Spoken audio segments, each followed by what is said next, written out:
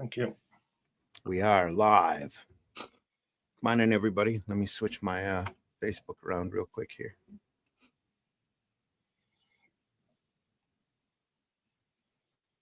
Once it catches up.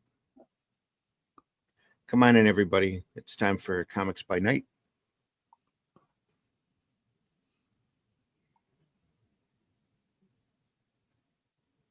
All right.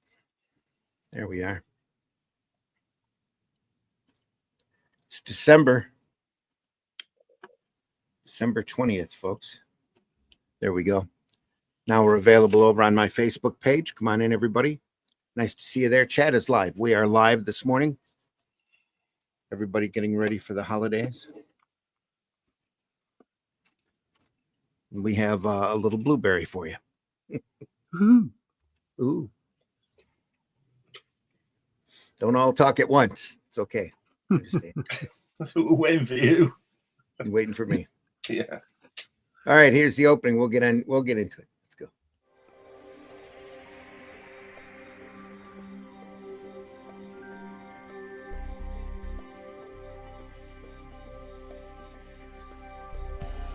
What was that? This is not a charade. We need total concentration. Now, once again, this time, with the...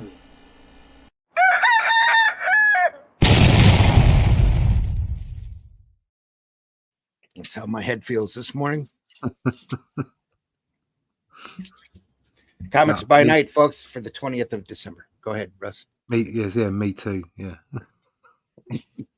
I'm your host, Randy Zimmerman. You can find my work over at aerocomics.com, aerocomics.store, or you can find me over on Facebook or X. I'm over there around. I've been writing, drawing comics for many years. Lately, I've been responsible for writing The Atlantean that I don't seem to have a copy of handy here at the moment.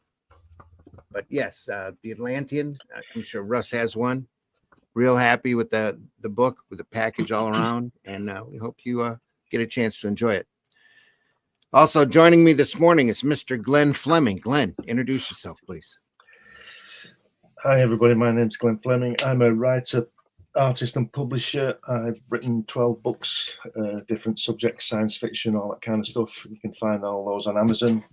I'm also the creator of Hatch, which is my comic character. It's getting really old now. He's about 40 years old. This book details his story and shows published and unpublished artwork. Lots of it in there that you can go through. And sometimes I publish magazines. I used to publish Crikey magazine, which was about British comics, and more recently Comics Unlimited, which covers all comics. There's 15 issues of that up on Amazon, and just have a look around and check it out. All right. Also joining us this morning, Mr. Russ Leach. Russ, introduce yourself, please. Hi, my name's Russ Leach. I'm in the UK. What a crap week. I had a cold. I've still got a cold. I'm hungover because I had too much whiskey last night. I've been trying to submit my tax return, but the online system doesn't work properly. You know, the pathetic people in charge of this country is just making the whole thing a malaise. It's awful. But there is a bright spot.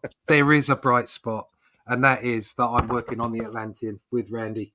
Okay, so these are out to our backers right now. Okay, the second issue is being drawn right now. If you want to be part of that, find out how it's going on, get yourself involved in the crowdfunder, or where to pick up a retail copy very soon. You can go to russleach.com and sign up for the email list there. It will make me happy. There you go. Sarah's in the house this morning. Wow, I thought it was still about 5 hours ago. Glenn. Sarah. It's great to see you guys as always. Great to see you here, Sarah, as well. Hello to you guys who are 6 hours in the future from me. Time travel is real. And Zimmerman, no sleep at 4 a.m. yet.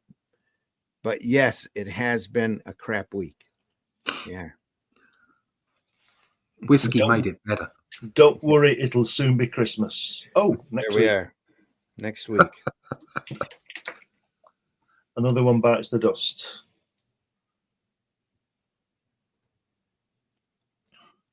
Look at that. That's it. Good. Brilliant. Look at that. Blueberry 4, folks. Epic Comics. Is it 1980, I believe?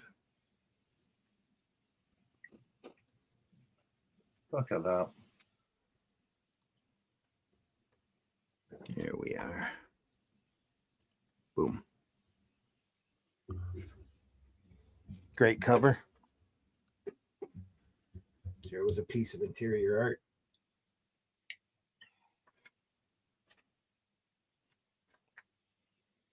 Wow, look at that. It's like a photograph, doesn't it? Yeah, That's great, isn't it? it's amazing.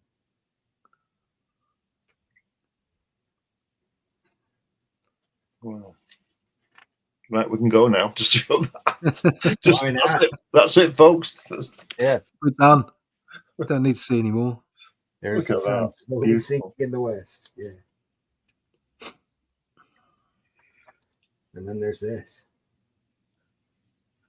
The Long March. Long Look march. at that.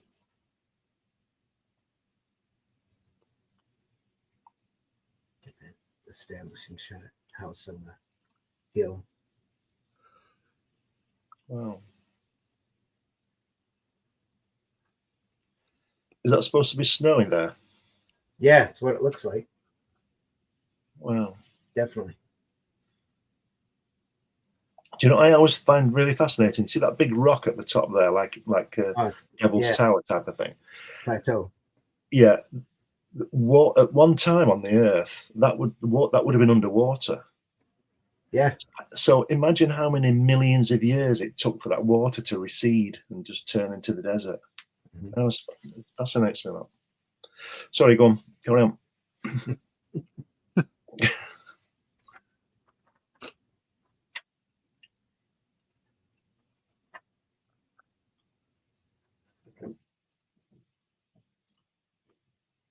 Wordy again, isn't it?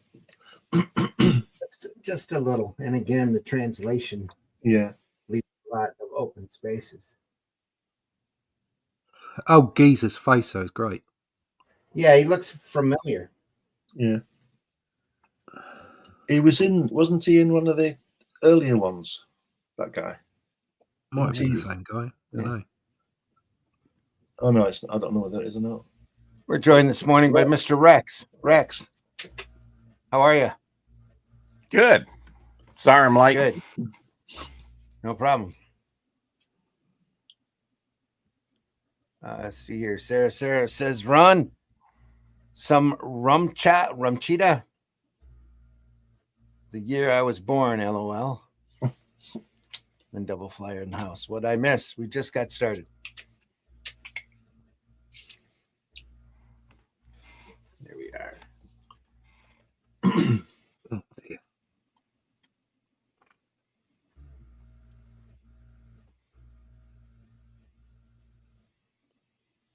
The page layout is shifted here. Yes. Yeah. Yeah. Full page, Yeah. like he just decided to add this. Must have been an add-on when they went to the no, here it is too. I didn't notice Yeah. it. It's not split the same anymore.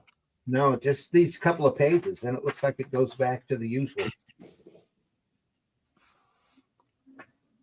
Must be Even added so, stuff. Even so, on that second page there, the lettering's going into the, above the middle. If you understand what I mean. Yeah, He must have decided to do it on one sheet instead of splitting Yeah. it in two. Yeah, maybe. he must have, because or maybe they added it in for the graphic novel version, like a Right. deleted scene kind of thing. Right. Because and you look at the brushwork or Oh, whatever, it all it is, jumps down. Yeah, it is slightly different. Yeah. the brushwork on these pages. Yeah, Yeah, it is slightly different.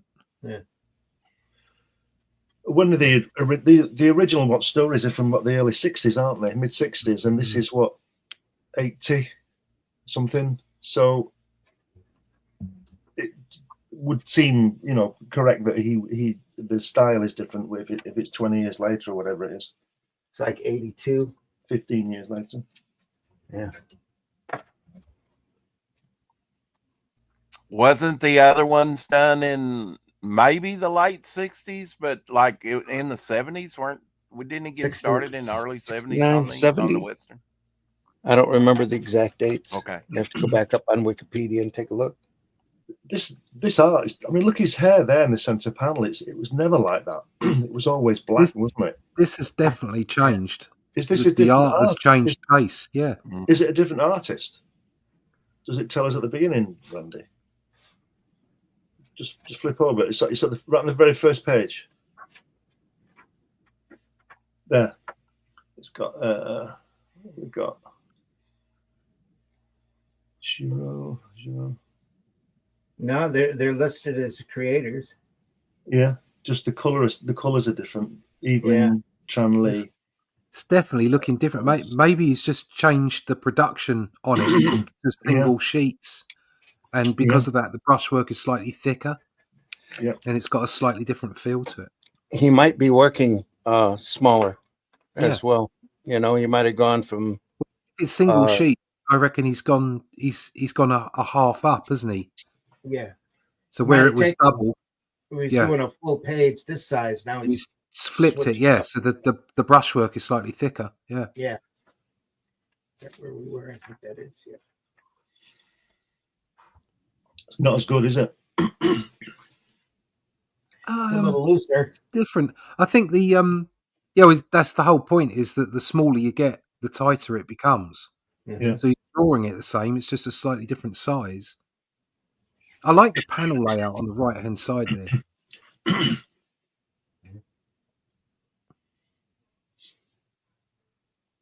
Especially the way the dialogue is leading you. Yeah. You can see it snakes, doesn't it? Yeah. Snake.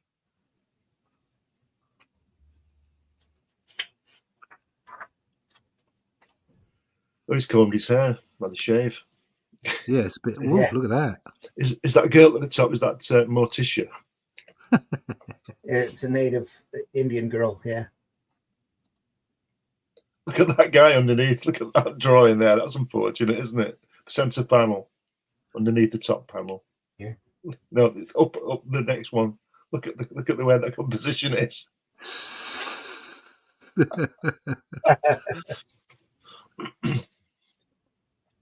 Well, hey, look at my knob.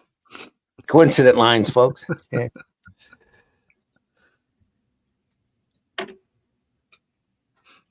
Sarah says the bubbles are all over the place on the right-hand page. Yeah. Dianis, a good Western to do next would be Ralph Mayer, 2015 Undertaker, or Yev's Wolf's Durango, or recently Lonesome in English by Cinebook, or even Bouncer by Humanoids. Yeah, thanks for those suggestions. Absolutely. We love this kind of stuff, and thanks a lot for watching. No, Sarah, I did not. We're kind of limited to Randy's collection, I think. My what? Sorry. Oh, they're going down around a building. Knob. Yeah. I love the art insights you always give. Thanks, Sarah. I love how her hair looks. Morticia Pocahontas. She says, Russ, did you just say rubbing my knob? What? LOL. No. Okay. No, that's I didn't. been answered. I said, look at my OMG. knob. that was what that guy's saying up there. Doorknob. Anyway. But it was all very subtle and funny. But now you've just blown it away, Sarah. It's no good now. Blown it away. No good. You've just made it all worse. Off topic just for a minute. I was watching a William Russell movie. That's why I was late. Do you know the movie, Glenn? Well, give me a clue. William Sorry, Russell. I was saying, do you know the Muffin Man? That's what I thought you said there. William Russell? Do you know the Muffin McQueen? I've heard it. I've heard of William Russell and Steve McQueen, but that's so much. I'll say no. The Great Escape. Oh yeah, The Great Escape. Yeah. Was the Muffin Man in the Great Yeah. Escape? I don't know. Did William Russell write it? I think it was his death earlier this year that it really, All right. you know, that I really first noticed in the credits that he was in The Great Escape. You know, he's Right. got like 3 speaking parts, I think, in it at least. They it'll just give an excuse to play it again like they need it, you know. Nobody needs an excuse to play The Great Escape. Nice set of transition set here. Yeah. Donald Pleasant is in that movie, and he was actually incarcerated for several months. I think Yeah. maybe Yeah, he was in the Air Force, 15 wasn't he? months. I'm not sure, in a German concentration camp back. I think in he the was war. shot down, wasn't he? I think he was in Colditz. Mhm. You know what Colditz is? No. Yeah, I remember the series on the telly when no. I was a kid. Colditz was a Colditz is a prison yeah. in a big castle. German prisoner of war camp. Yeah, they kept all Oh. the ranking officers there from the Air Force, not just ordinary soldiers. Just they were all Air Force people. He was one of them. Our Donald. Whoa, what happened to the book? I pulled it. I'm looking. It just It's been disappeared. sent That's to mad. Colditz. 82. This was printed in 82. Originally, it doesn't say when the work was done. But the way it's looking to me, it looks like it's been a couple of years since he's done Blueberry. And he's been able to drop that half-page format. Yeah. So Definitely. Yeah. Yeah, This has it's the inking's different. It's it's obviously still him, but it's definitely, you can see that there's a size change. So it's to me, it looks like more of a move towards his science fiction material. yeah, a little. It's a little looser. That could be with the time, the maybe, time period he did the work in. So since I haven't heard telly since I was watching Keeping Up Appearances and Are You Being Served? I love it. Appearances. Oh, On the I channel. must get home because I've got a cold pussy. I've left poor pussy out in rain. No, Oh my. British humour from the 1970s. It's great. Mm-hmm. It's all knob gags. Joke's on you, bitch. I Such love a this snob. shit. Yeah. Anyway, Hey, Magnus. This is like that. hey guys, Manuel's Mrs. in the house. Slocum. Oh, Mrs. Slocum, yes. All right.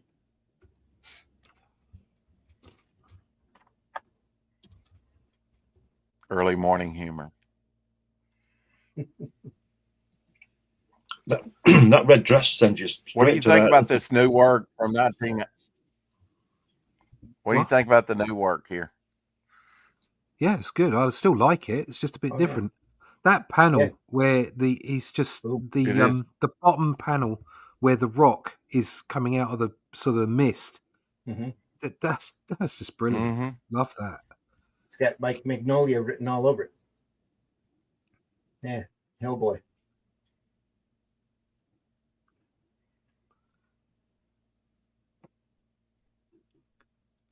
Love the color choice there. It's just that middle panel makes the red on that middle panel just makes it scream. The whole rest of the palette so Mhm. muted, and then boom, it's this big primary red sitting there.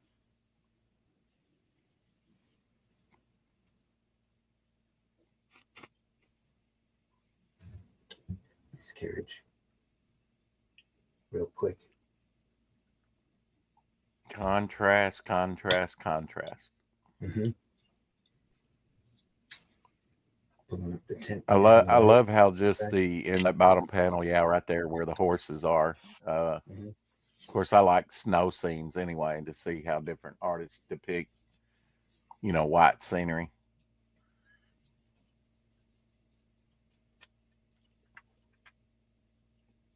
And it has a minimalistic, or can have, floating head. Mm-hmm. That'll be you in a few years, Randy. Oh You yeah, let yeah. it grow out. Yeah.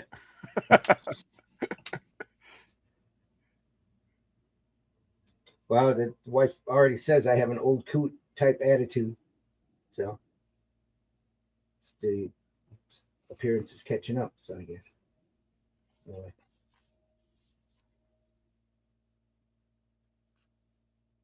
We really haven't talked much about the stories. You know, I assume you've read them, everyone, maybe. It's been a while. Kind of reading. Yeah. Yeah. No, I haven't read them. I've not read them. I'm only interested in the art.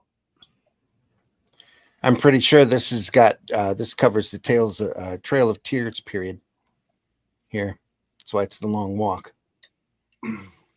The thing I like about this series is the way that the so-called, or let's call them quiet moments, are allowed to develop. Mm-hmm. Whereas now Dr. Doom would be coming through the wall and she'd be saying, look at my chest. Wouldn't they? It's allowed to tell a story, and that's why Moebius is so good and Charlier is good. Yeah. It's just the best. Real change of pace page there. A lot more red coming in.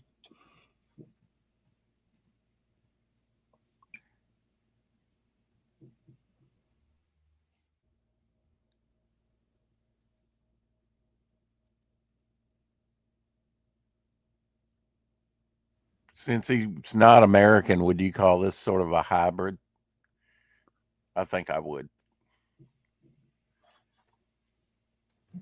It's just there's a lot of spaghetti, Italian Western influence in this. So it's like his nod to the genre, I would think.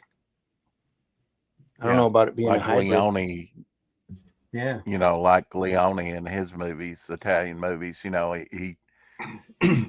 definitely paid tribute to the genre. Mm-hmm. Well, while I think expanding on it, and especially, like Once Upon in the Time in the West, he, like Glenn was saying, he's not in the filming of that. He wasn't, and he was criticized for this, except in France when it was a big hit, for lingering on the moment. Sam Peckinpah would do that, which by today you'd never make a movie like that because the pacing would be too slow. I think this series is based on probably sort of John Wayne films because it first came out in 1963, and that's before the spaghetti westerns. Mm-hmm. I think the first one was 64, wasn't it? Mm-hmm. So the idea was already there. You're gonna make me look that up. Here we go. You're gonna make me look that up. Prove me wrong, Randy.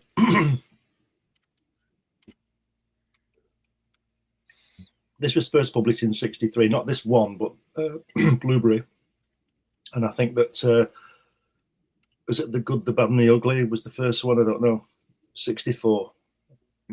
No, it was A Fistful of Dollars, and then A Fistful of Dollars More, and then The Good, Bad, and Ugly. Okay. It was still 64, I think, the first one, whichever one it was. Right. Wow. Wow. I see what you did.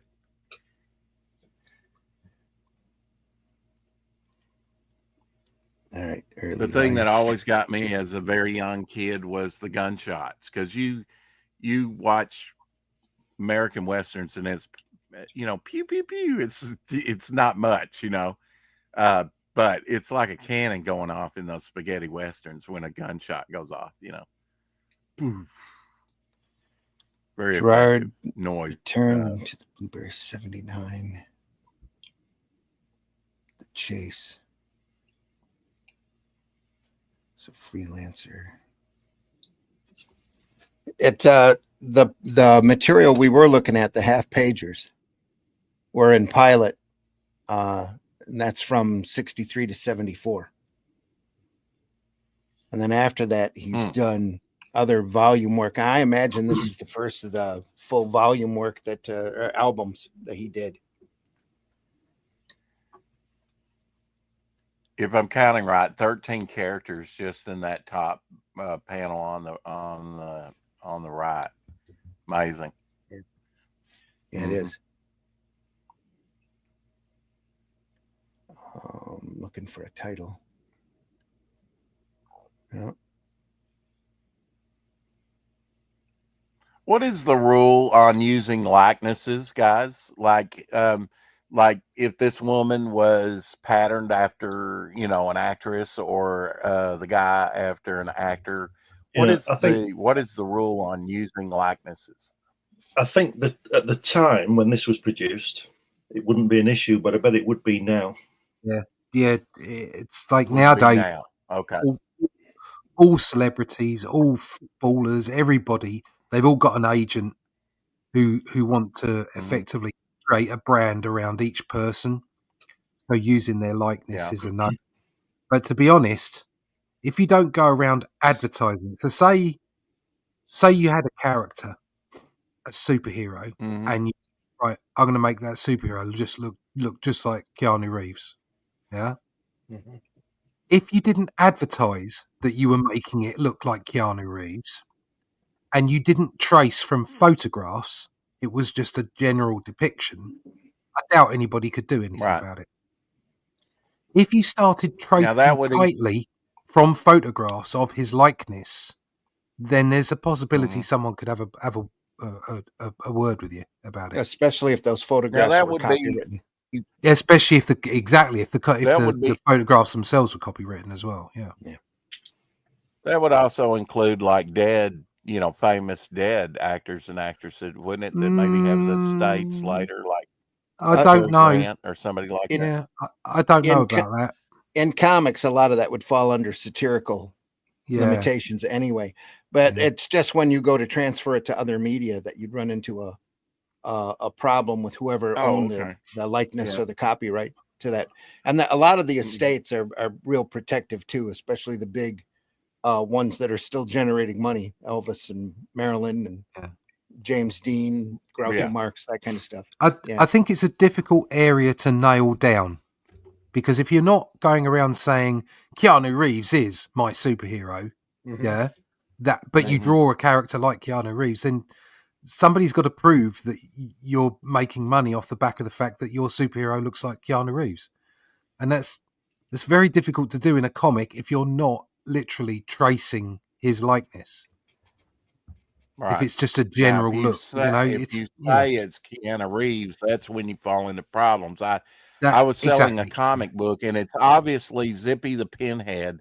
It was a Batman book, but it was obviously a ripoff and looked just like Zippy the Pinhead on the cover. So I said in my description on eBay, Zippy the Pinhead. Well, the creator of Zippy the Pinhead contacted me and said, "This is not Zippy, but I'll let you sell the book anyway," or he might have had me change the name, but he was very generous about that. And, he was actually, said he would come and do a show with me, if I wanted, because I kind of suggested that, of course he'd want to be paid more than I could pay him, but, I thought it was pretty cool, He's one of those guys. Zippy the Pinhead.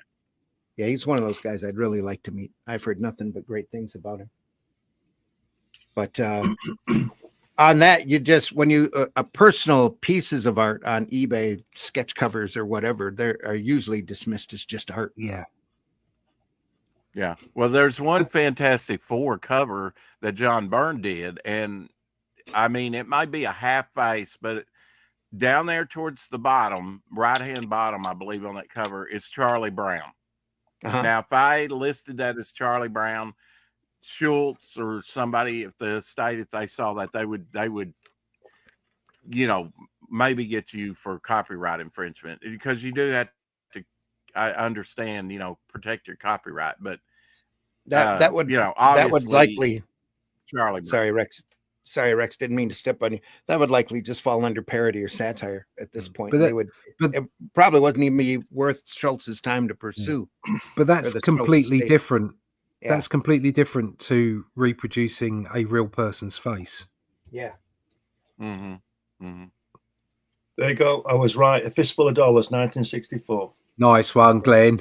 Yeah, filmed in Almeria, and I've actually been there in Spain. Yeah, and I've been I've to been the there. set. I've been to the set. Did you go to the Oh, set? you actually been to the set? No, I've been Yeah. to where it is. I've been What was around left? that area. What was left of it? There was about, they're only facades. Those buildings, they're not real. I Yeah. think there was only 2 standing, and they'd all collapsed and fallen over. And Did also, they do High Plains also- Drifter there? I'm not sure about that, but I know people. I didn't do it, I have to say, but people would take a piece of it home. No. Yeah, take a piece of wood. Watch the movie. Manuel, watch the movie you recommended me, Soylent Green. Yeah, good. My- yeah, my Soylent grandma got Green me is into- people. Is into people. that show when yeah. I was a kid because she watched it every time I spent the night. Hopefully not Soylent Green. Dang, Hey, Tim. that's a bright red dress. Crap. That's how far back I am on the comments. Sorry, folks. Holy crap. How did the ink not bleed through? Yep, exactly what I was noticing. It's all I could see on the page for a bit. Yeah, back on that red dress. Oh, the Trail of Tears, the Cherokees, some of my ancestors. Interesting with the color, then the muted colors right next to it. Interesting view style. Yeah. Is it indoors and outdoor differences? Yeah, the coloring is different. Had a roommate who looked exactly like Keanu did in The Matrix, identical. Did you have to pay Keanu a royalty to look like he did? Everyone has a doppelganger. Tim Olson, some might be okay if you get permission, yeah. Or if you mention one of their character names like Keanu or as Neo. Hey, Tim, Devil Flyer says, Sarah says, I've been to the set of Cocktail with Tom Cruise. Never saw the attraction to him. I always thought he looked like an aardvark, short guy. He speaks highly of you, Sarah. Thank you. Yeah. I mean, if you look I on, damn it. if you watch Star Wars, It's a and question I for think- his mom. Go ahead. Sorry. I think it's you'll know which one I mean. 1, 2, and 3. Mhm. They go to Neo Genesis, which is New Genesis, isn't it? Out of another Kirby comic, but Mhm. there you go. Just change it a bit. Change your character's name, and you might get away with it. It stands out. I don't know what it is. I don't like this as well as the 2 previous books that I saw. No. It's, Yeah, I understand. Still great stuff, though. Oh yeah, that looks like Devil's is. Tower, doesn't it? In Wyoming, that top panel, Close Encounters. I was going to ask you, Glenn, have you been to Monument Valley? Yeah, I've driven through it in the night. Didn't see any of it. Yeah. Oh wow. Pissed me off no end, and still That's goes a 30 shame. years on. I drove an RV Mhm. along a dirt track through all that wonderful landscape, and it was the middle of the night, and I didn't see anything. And then came out the other end, and as dawn broke.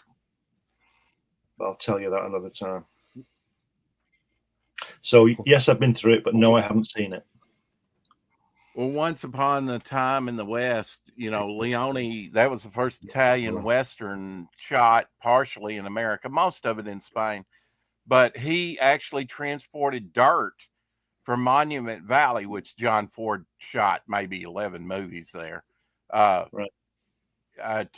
For the big vista scenes, to get the mesas in there and everything. And he scattered that dirt, and used it in different scenes, like when they come into the little trading post saloon, they, have dust coming in the door with the guys. And all that's Monument Valley dirt that he transported from America to match up the Spanish dirt with the Monument Valley dirt, because it's a very red dirt, clay. What an indulgence, and what a waste of money. Yeah. Well, if it wasn't, the dust wasn't just right, for the movie. It was dirty money. Well, I've got an idea. Film it where the dust is. Might have been cheaper. I know. But you know, That's a great shot here. I'm just going to keep moving through this. look at that. This one is so busy with so many characters. Maybe that's why. I mean, it's brilliant stuff. Don't get me wrong. You know, it's brilliant stuff. I like the squinty-eyed character. It reminds me of Don Heck's characters. You know. Yeah. I can see that. That panel with all the horses. Wow. Yeah. Mm-hmm. This is nice too. The word, the lettering's awful, isn't it? It's up and Yeah. down, and it just doesn't fit, and it's the wrong size. It's terrible. Yeah, But the it's drawings are nasty. great. Moved over a little. It's nasty. It's not Yeah. good. Mm-hmm. Yeah. It Yeah, kind of crowds the What is- figure in that one that you just showed. Yeah. Yeah, I mean, It's- those two it- down it there kinda- you're pointing out now, Yeah. There's no they're bad. there's no planning on in it. It's that text has to go in that balloon. Yeah. It's horrible. Yeah, I mean, look at that one right there by the binding where they squeezed it, and actually it looks Yeah. like a different size font to fit It all is. the dialogue. No, Oh. on the other Oh. page. Up. But yeah, those two probably. Yeah. Right that there one. in the middle of the right Yeah, there. that's- Yes. Mhm. Or, and Ooh, even yeah, up that's not top good. there. Yeah. It's like they squeezed the type and made it even smaller to fit it all in. Yeah, they probably did. Mm-hmm. It's probably hand lettered and transferred over. Cut and paste. Those darn French, they're just so wordy. Yeah.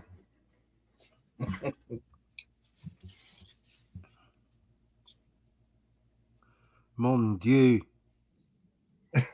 Is that a mangy dog? Is that a mangy Mon Dieu, dog Rodney, there? mon Is that Dieu. what that is? Mangy dog here. Yeah. It was like a panther. It does Right. look like a panther. Yeah. It's a dog. Especially in that previous Oh, my page gosh. where he's just coming into frame. It's a bone, you lucky dog. Exactly. Such a knob. That's going to be the joke of the day. Knob jokes. Nice silhouette panel there. On the far left. No. Oh, Randy gets it wrong every time. It's because they're all nice. They're all nice. They're all They are nice. nice. Yeah.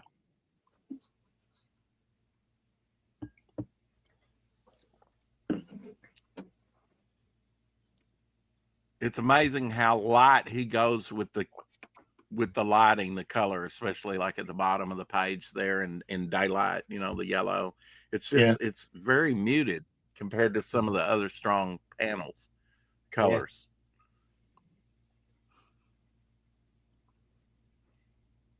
It's contrast with night and day.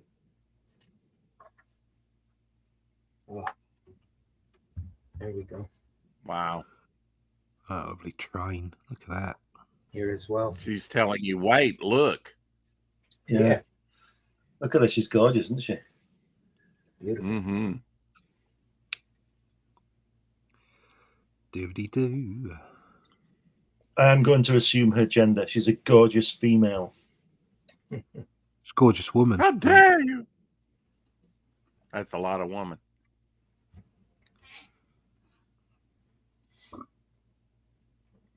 Great rocks. Yeah. Yeah, That's fantastic. what she said.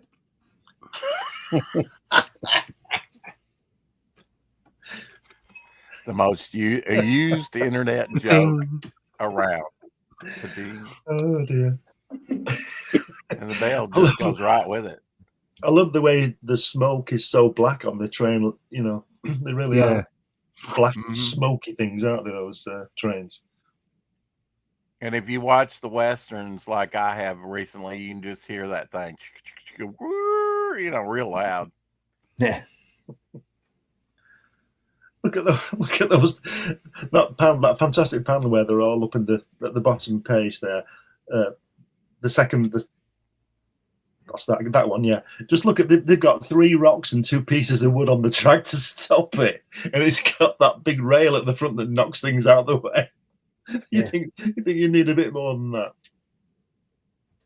The cow catcher.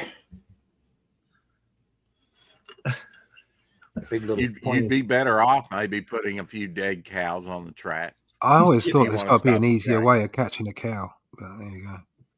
Didn't want to catch them. They just wanted to shove them the hell out of the way. Moo.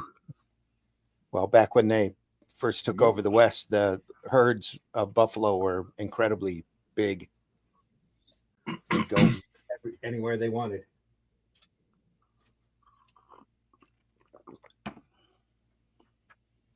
Yeah, you get a bull buffalo after you, and you know that's a couple tons of fury coming after you. You know, That's very what she said. formidable. Yeah. Mm-hmm.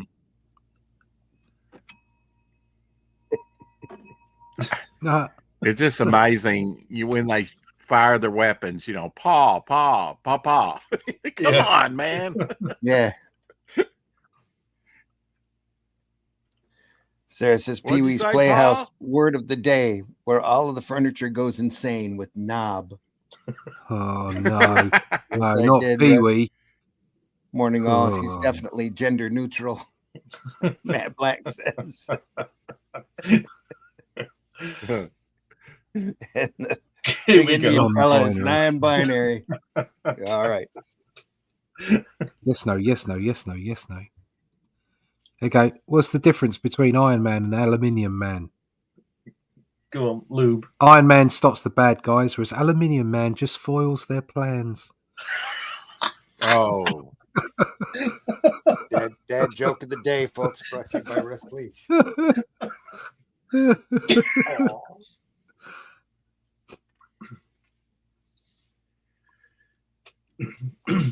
personal question: is Ink Spot still coloring your cover, or is he done? yeah, he's painting it. He's halfway through. Wow, only halfway. Wow, it's Well, looking he's busy. incredible.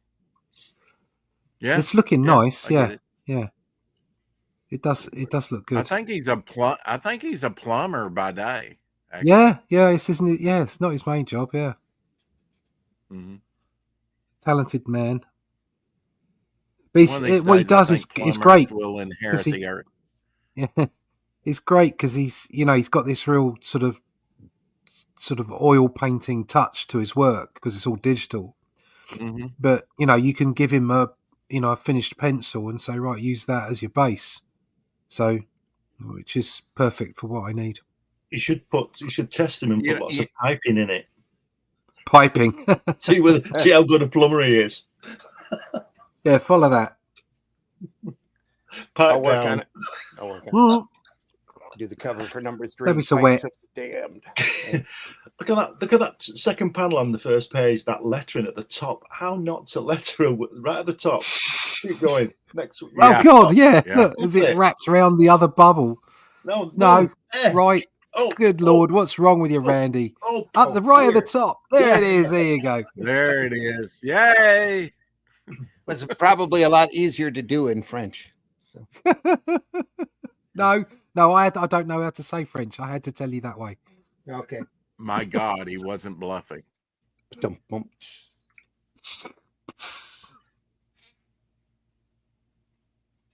This is the Christmas show, everybody, so it's a bit pantomime-esque.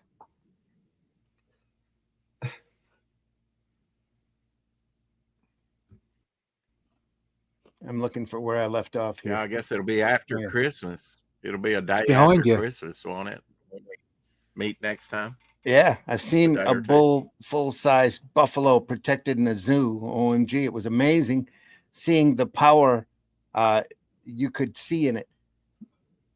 Nothing, Sarah, at all like seeing 100 head of buffalo running through prairie. I was in Yellowstone one time and saw that from a distance. That was crazy. Makes the ground shake. It does. Great noise too. You'll never forget it. OMG, facepalm, Russ. They needs the bell. That She's really on you, Russ. you get money off a Tin Man, recycle them, and buy yourself something. Yeah. Yeah, keep flying. More devil. comics. Hey, Slimming. Brass joke. Yes, thanks, Brass joke. Matt. I bet it sounded like insane thunder. Yeah, it was really incredible. If you can get to Yellowstone, you need to. You have to. It's so unique. Make sure you go during just the start of their summer. There's like late July is when I went through. I got to see so much wildlife. It wasn't even funny. It was an amazing time. Just before you turn, look at that center panel there on that page. Look how that lettering there, the throwing, is touching the edge of the box. Wouldn't you thought they could have either made the box a bit bigger or just reduced that a bit? Mm-hmm. That's terrible. I suppose the box is already on the artwork, so that's why they don't change. But you'd have to. I'd have to do something with that. I couldn't. That's all. Back then, that was all hand lettered too. It was probably done outside and brought in or pasted in on an overlay or something. And the letterer just decided he wasn't going to go through and re-letter that entire big box just because it kind of crimped on the caption side. Randy, you said that these had never been collected and put into one book. Is that correct? No, I think they have. It's just impossible to find them, and they haven't been reprinted. Well, I hope they re-lettered it. I hope they re-lettered this one. Don't know. This is terrible lettering and box placement. Just ruins this work.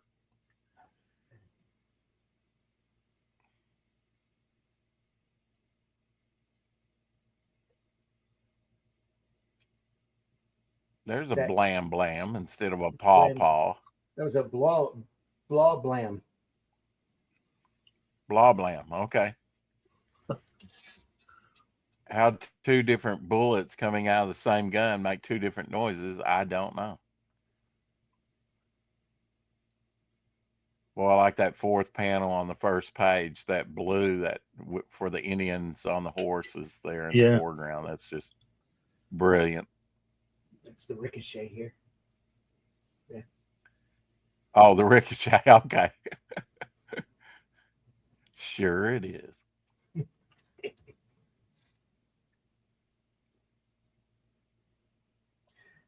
Not quite totally on the ground, but very low on this panel here. Mm-hmm. Interesting. Rick O'Shea is that famous Irish gun expert, isn't it?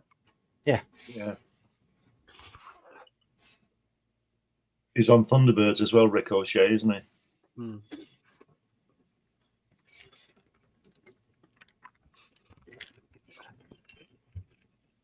What's that other sound effect? Bang. What's making that noise? Where are we looking? Was top second of the gunshot page. First page. It's a gunshot off panel. Yeah. I just don't understand why there's different sound effects for same guns, you know. And it's also in a word balloon, isn't it? Yeah. Like somebody shouting bang. Bang. Mm-hmm. There you go. Yeah. Why is he shouting? Now, if a little kid came up with a toy gun or something, you could understand that maybe. Bang, bang, bang. The Joker. Or the Joker. Why is he shouting? Wrong. That train's the only thing they get. They're out of checked. It was supposed to be evacuating the refugees.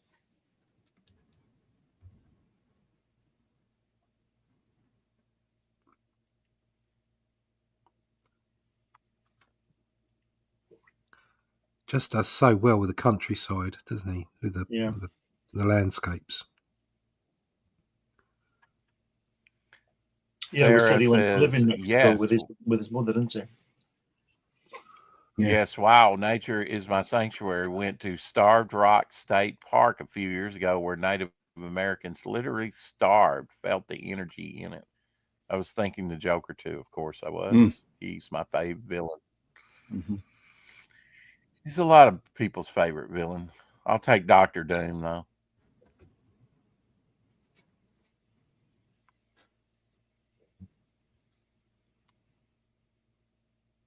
Not one crikey in the bunch, Glenn. Yep.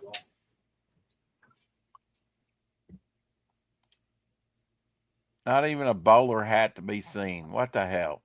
I wonder what the French for "dang it" is. Sacre bleu.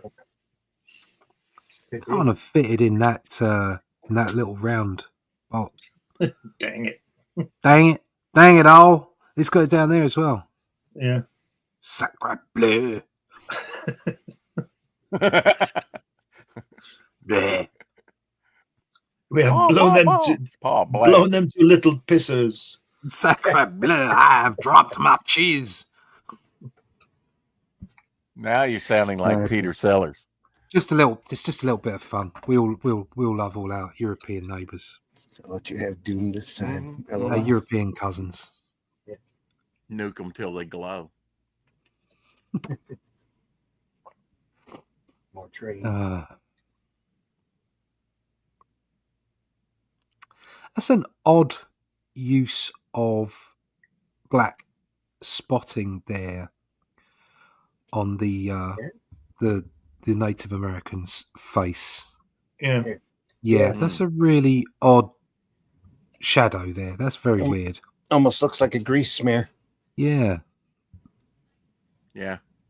Been in a coal mine. Oh, Sarah's saying she took French in high school. You better give it back. Put it into a language generator for interpretation. Not sure Sacre what de you'll bleu. get as a result, though. Huh? Remember savoir faire? Anyway, I took French in high school. If you look at the cover, the Gil Kane cover of What If, the original series number 3, Thor, the shadow is, and Joe Sennett did the inking on it. There's Right. it's solid black. It makes Thor look like he has a goatee. Oh. And it's supposed to be the shadow on his neck, right under his chin. But Ah. it's so, it's just solid black. Yeah. It needed to be gradiated somehow, I think. Matt Black asks, when placing the text down on the paper, how long does it take to write in this font, doing it old school style? What do you think, Glenn? If I was going to letter those 2 pages we're looking at, it would probably take me about an hour and a half. Doing it by hand with an Ames Yeah. lettering guide? Yeah. Yeah. Or even less, but it depends how That's- if you get into it and all that kind of thing. But about an hour and a half, I think. That would be by a trained You're letterer. proficient. Yeah. Yeah, trained. That's a word for Glenn. Proficient. Yeah, I gave Absolutely. Yeah. I gave French back after I graduated. I mean, today I'd imagine this would be all computer format. Oh yeah, absolutely. You see, the thing Wow, is nice blend. thank you, Sarah. The thing is, you see, is if you're doing hand lettering, Pretty quick. you're doing your own font, so to speak. If you were trying to emulate, say, John Constanza, you'd have a problem because he's a brilliant letterer, but that's his style. So letterers, if you look at all letterers, they all have their own style. And this person is lettering the way they letter. It's not a set font or anything. So he would be more comfortable doing it that way. So I would urge any letterer just to let it flow. Just don't do what I do and think, I wish I could draw like a letter like Artie Simek. Just do your own stuff.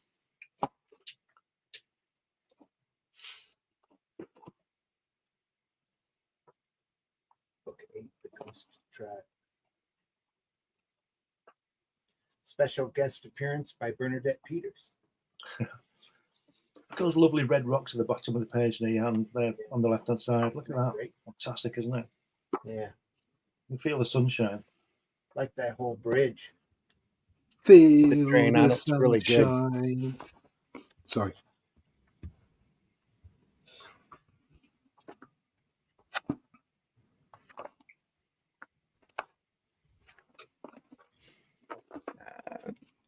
Matt says, I think my style would be skibble.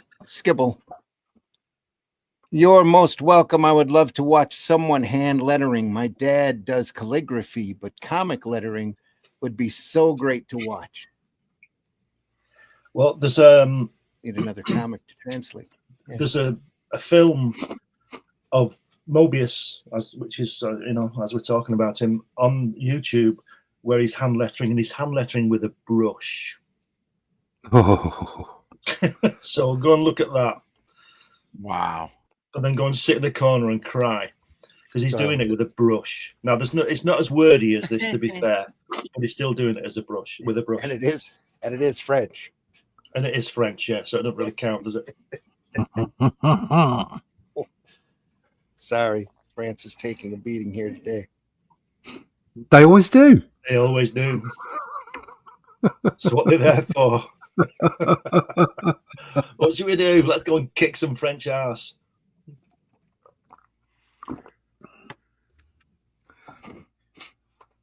It's not that they're fantastic fighters. They're wonderful. They really know what they're doing. It's just that they're too busy sitting down, eating cheese and drinking wine. Got it right. Just the nature of it's just the way things work out. Yeah, they got it right until the enemy arrive. Yeah, yeah. Whoa, Wow. how do you spell that on YouTube? Spell what? Not sure, Sarah. Ooh, Spell what? Well, you can't tell us because you Knob. can't spell it. Yeah. Knob. Knob. Oh. Little TP humor.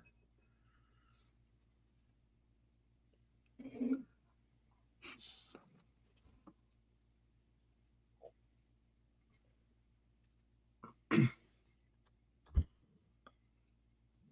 like it's drawn off a photograph there.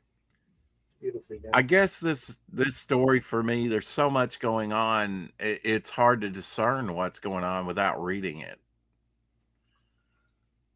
Although I think the illustrations are clear. It's just so much is going on with so many characters. Yeah. Maybe I'm just dense.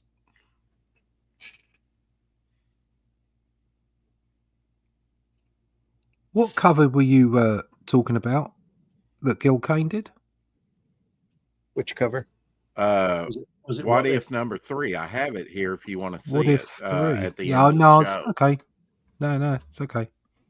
Mhm. I can pull it up. That's okay. I mean, I'll show it at the end of the show. I have it right here. That's one that I keep in the bathroom and look at endlessly. It's a The little cover, grubby. anyway.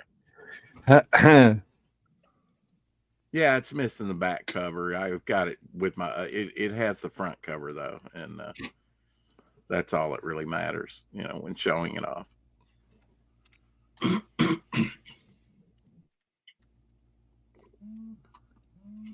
Oh, no. Somebody's Oh, no. calling. It's just an alarm. To tell me to get up and have some walkies. Oh yeah, that's classic. Another, beautiful women, Yeah. women depicted. Long flowing hair. Great stuff. The good old days. Blueberry? Too late for these two guys, but Blueberry could have either been Charles Bronson, I think, or Michael Landon. Mm-hmm. Michael Landon's got the hair, but probably. Oh yeah, yeah, he has. But Charles Bronson is the more rugged type, like this Blueberry guy is, isn't he? Michael Landon's a bit pretty, isn't he? Yeah. Charles gonna say, Bronson with a wig. You'd have to Charles sun Bronson. dry Michael Landon a little bit. Yeah. I like Michael Landon, though. He was good in Bonanza, wasn't he? Yeah. I was think a when teenage Charles werewolf. Bronson grows his hair out, it does get a bit curly. Yeah. Wavy damn for it. sure. I just lost He a was few. that way in Once Upon brain a cells. in the West. The letterer who uses a brush, the spelling of it. It's Moebius. To look up on YouTube, Moebius. Moebius. Moebius. Sounds like a shitty situation.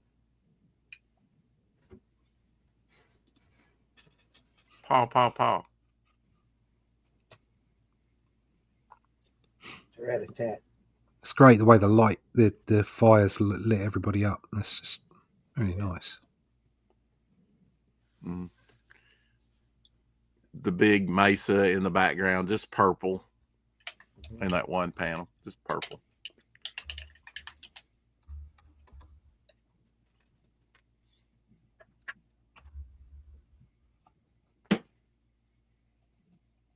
We're supposed to be oohing and awing when he turns the page. Ooh, ooh.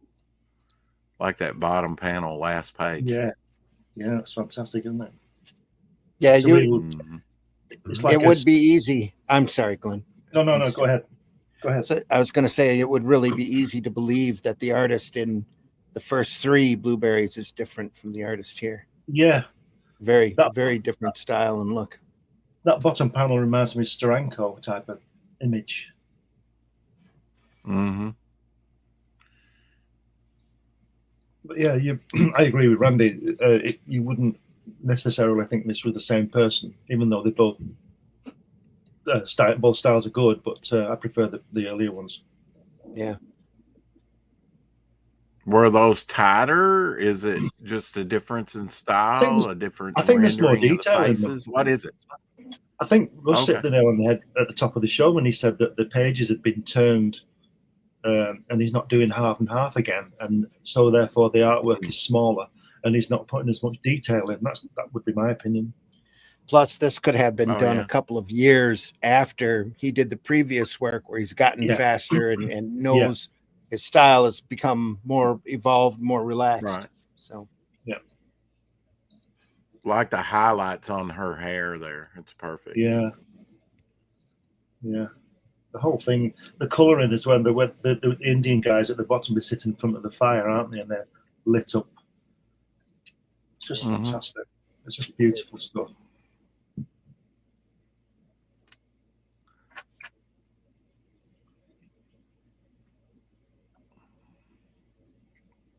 So it wouldn't surprise me if he set these pages up, because if you notice that they tend to be sort of double page spreads, double spreads, don't they? Both pages fit the same part of the story generally, and he seems to use the same palette on 2 pages at a time. Because if you go back, the colours are different, and now it's a different scene. So I just wonder if he had 2 pages on his board when he'd drawn them to colour them together. Because if I was colouring this, hand colouring this, what I don't do, I don't start at the left-hand panel and work down across. I go all over the place so that the faces, the same face will be consistent. Do you understand what I mean? So that's the way I would work. I do that when I'm inking as well. Yeah. I wouldn't, if I had these 2 pages to ink, I wouldn't start at the the top panel necessarily. Right. But I wouldn't work across it. I would do one character, his face, to get it the same. Because the reason you do that is because if you go from, say, the guy with the trumpet on the first page to the Indian guy in the 3rd panel, you're still drawing the guy with the trumpet. Do you understand what I mean? So you do the guy with the trumpet, and you do his face all the way through on, page it, the 1 page or however many pages you want, and then you would go back. Then I would do all the hats and all that kind of thing, and then all the rocks would be done differently at a different time, and you build it up, and at the end of it all, you've got 2 finished pages, all consistent.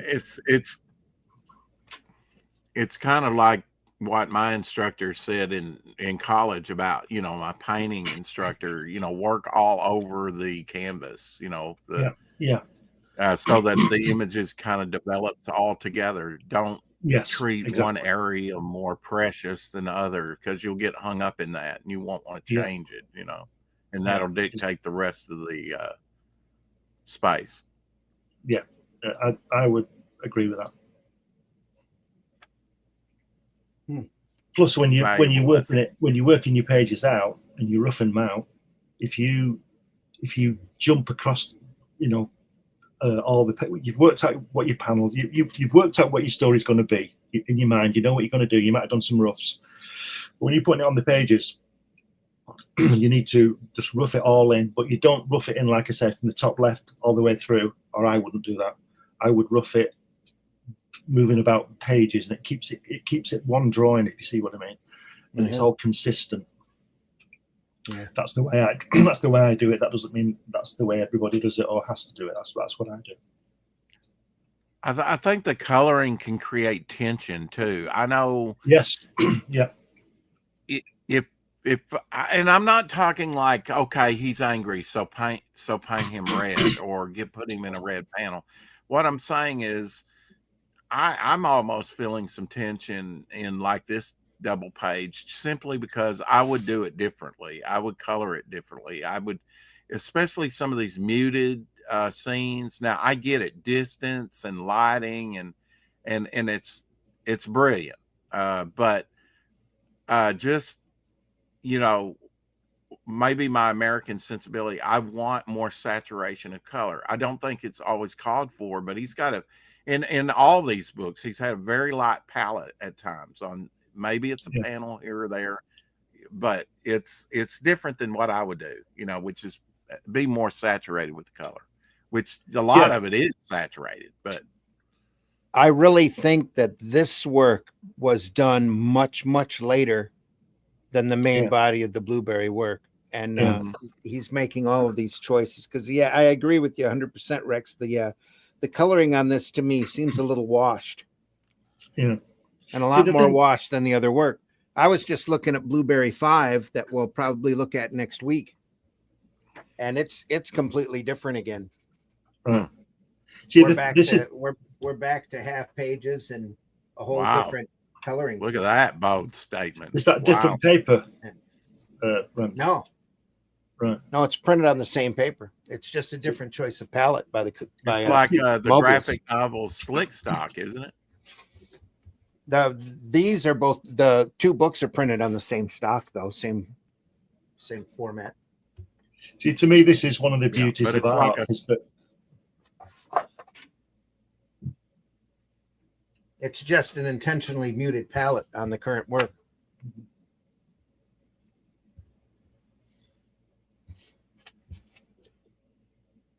Go ahead.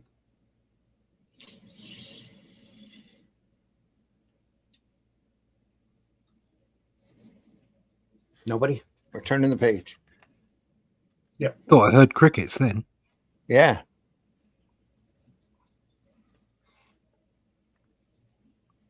You're getting back into some more color here.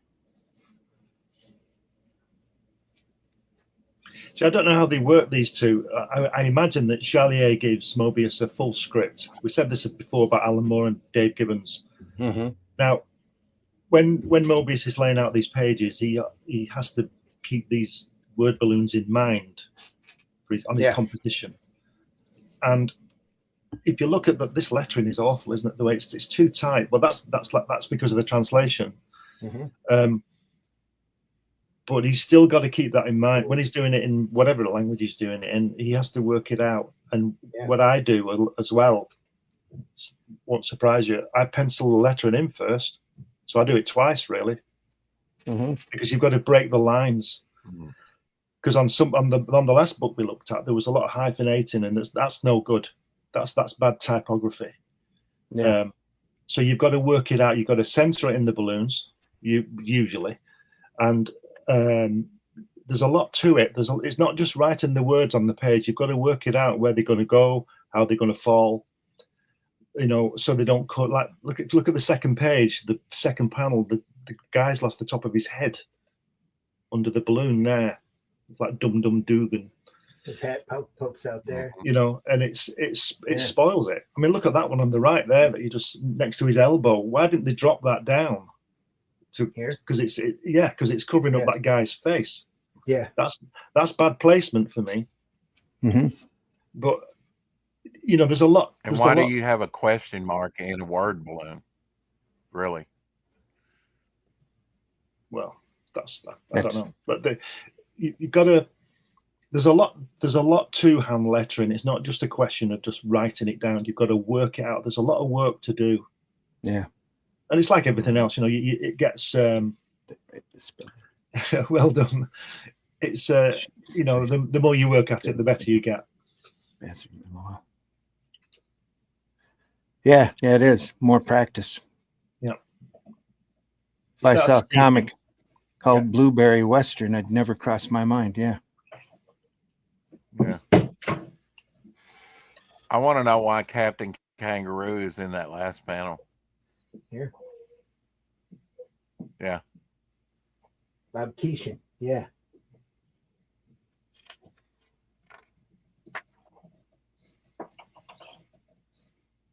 Look at there. The reason for that question All mark this and not one Colonel Sanders. No. Sorry, Ken.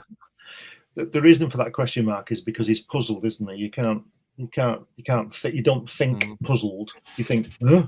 And that's a question mark. He's asking the question, isn't he? But do you need it in a word balloon? That's an artist's choice. Well, Or a letterer's choice. if it was against the rock, you might think it's part of the rock. Yeah. Just a quirky design in the rock. Sure says, yeah, the letters would have to be the same size and spaced out right as well. Yep. This is where the Ames. This is where the readable. Ames guide gets. It comes into. Randy knows about this.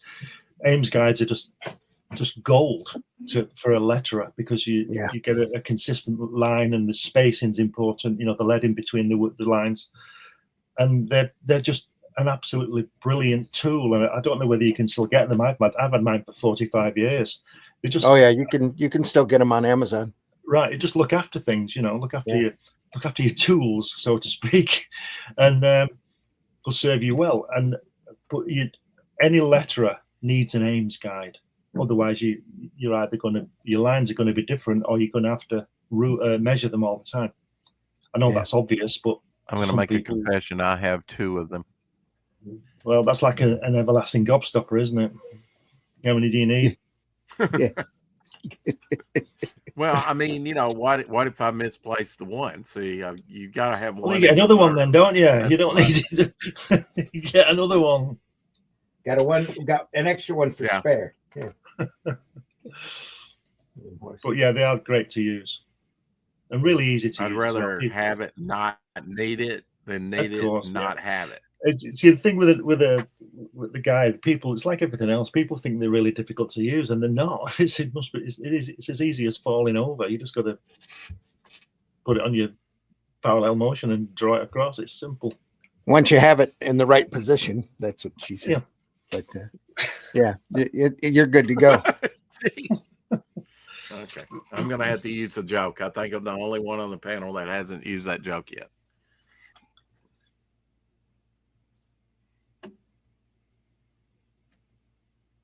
Let's talk about buttered sausage. A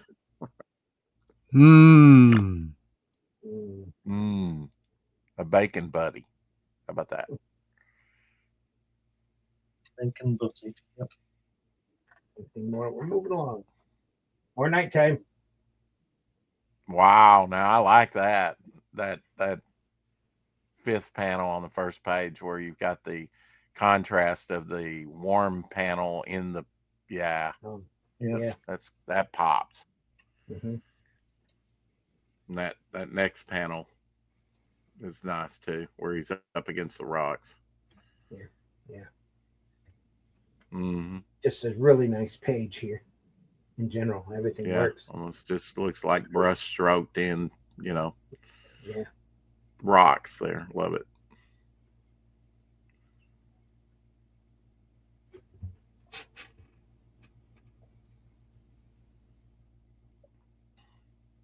I think David Carradine could have played this character too. Yeah.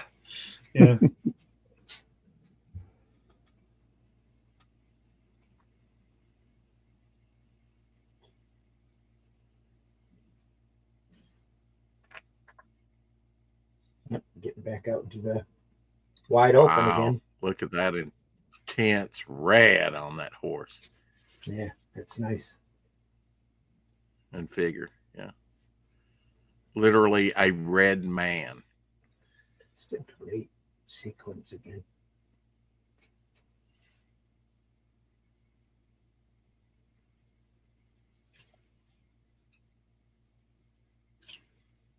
I'm getting Frank Bellamy vibes from that top Right. left Indian, the red Indian guy. Mm. And the thing Yeah. he would do, yeah. It's fabulous, isn't it? Look at that.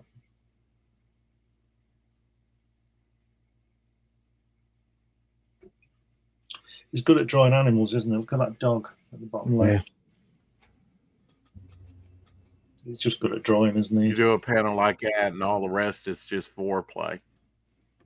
Yeah. Sorry about that. Get some focus back in here.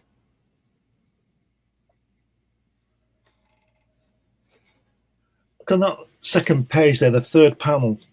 Look at the red sand. That Yeah. yeah, that's just wonderful, isn't it?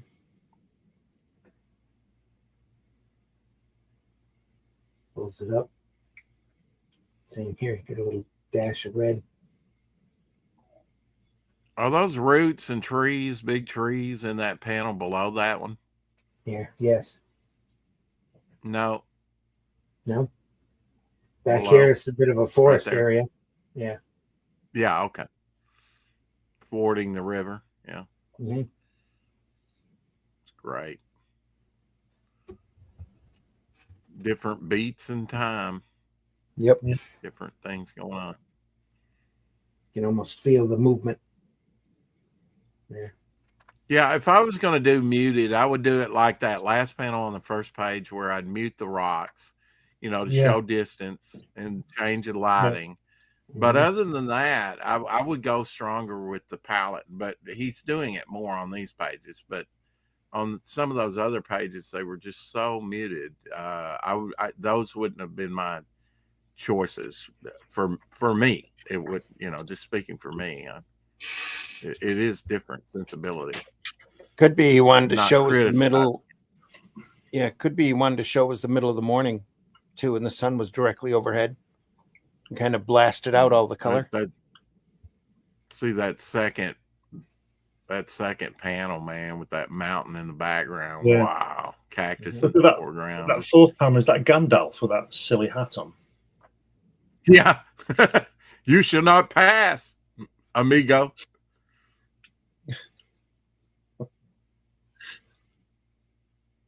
Pale face. Yeah. Yeah, I mean, I get what you're saying, Randy. It might be the time of day and it's all washed out and everything. And there are times of days where it's just very washed out. Like you say, there's so much light saturation, especially in desert areas. But, again, I kind of like contrast. Yeah. A little bit more saturation, unless it's something off in the distance or something. I don't mind a muted palette. I think it can be very beautiful.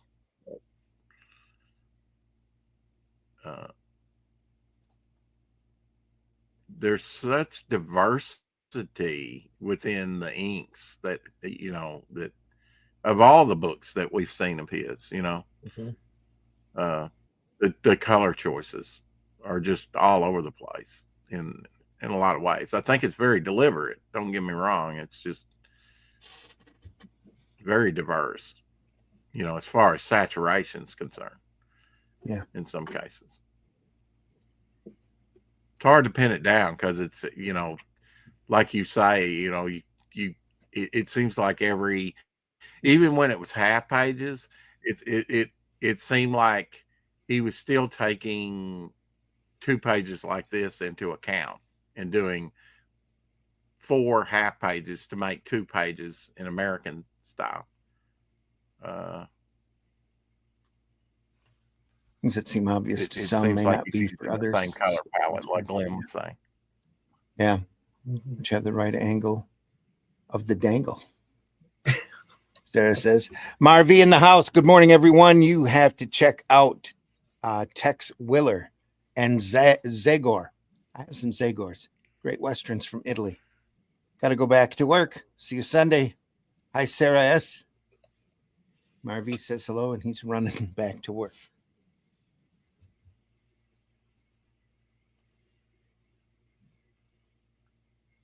Marvy's turning almost into a Rosmer. he just pops in for 2 seconds and then he's gone. where Scott Whatever. yeah. doesn't even bother. Whatever folks can do. Yeah, they're always welcome to stop by. Wow. Scott, on the other hand, probably needs an alarm clock.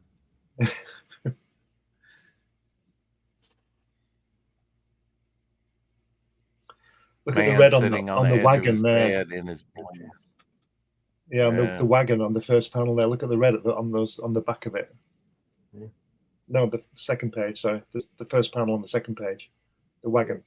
Yeah. Oh yeah. That red. Fantastic. See, I love that deep saturation of color, Glenn. You know, in the cases. You know, Yeah. it's so rich. Lights for contrast. Yeah. Mm-hmm. The ears on that horse or mule, whatever it is, on that fourth panel on the second page, just sticking straight up in there like a jackrabbit. It's cool. And on that, on the first page at the bottom left panel, it looks like one of those little orbs flying around Devil's Tower and Close Encounters. Yeah. Or New Jersey. And it's Or New whispering. Jersey. And it's whispering, mashed potatoes. Mashed potatoes. Yeah. Look at the lighting on that white hat on the last panel on the first page. No gravy. Look at that. That's great, isn't it? Yeah. It is. Amazing. And the guy above with the beard, with his where's he's not got a beard, he's that one with the what do you call it, the 5 o'clock shadows there. Mm-hmm. Fantastic.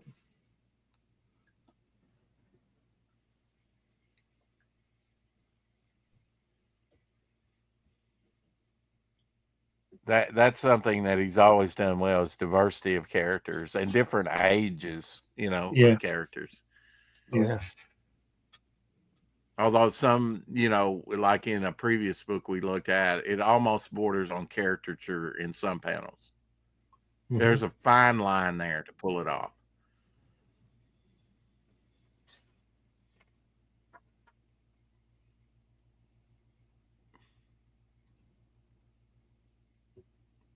Like right there. I wonder if he, looking at this one especially, I wonder if he was aware of Don Heck's artwork. I imagine he was.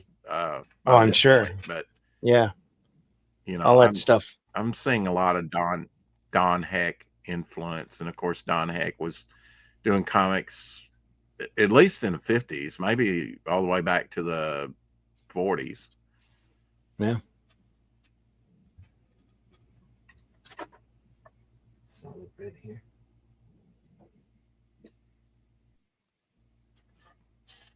Randy, I want to know how you got the drawn in tier on this book. The who what now? What drawn in tier? You saying that looks too much like me? That character down. Yeah, his nose might be a little bit bigger, but that's. I think you should kick him, Randy. Get rid of him. Deadpan. I think you should kick him. Look at the way that the hats are shining as well, and the white, and this. How dare you? Yeah. Yeah. No sense of humor.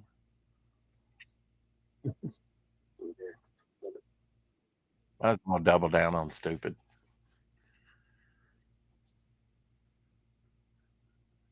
I like that crane shot, that first panel on the second page. Everybody's entitled to be an idiot.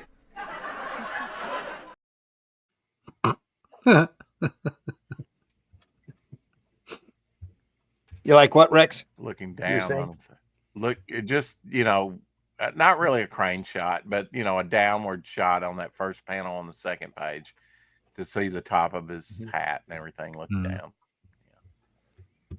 It's a good change of pace there. It's still up and over top from here, too. Mm-hmm.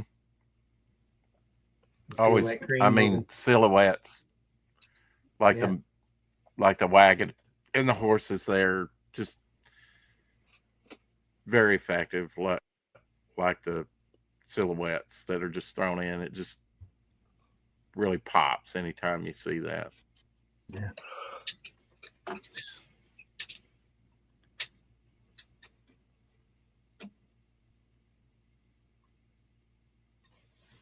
Genuine Comics in the house.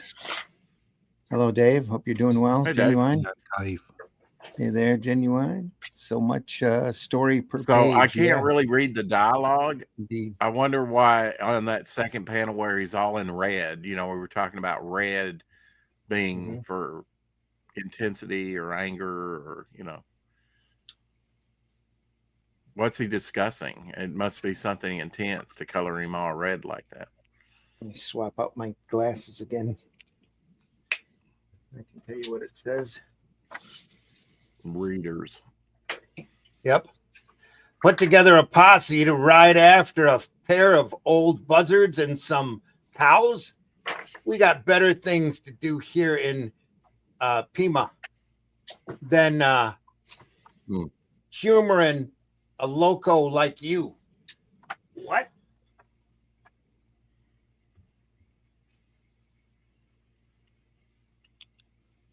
Pima, probably.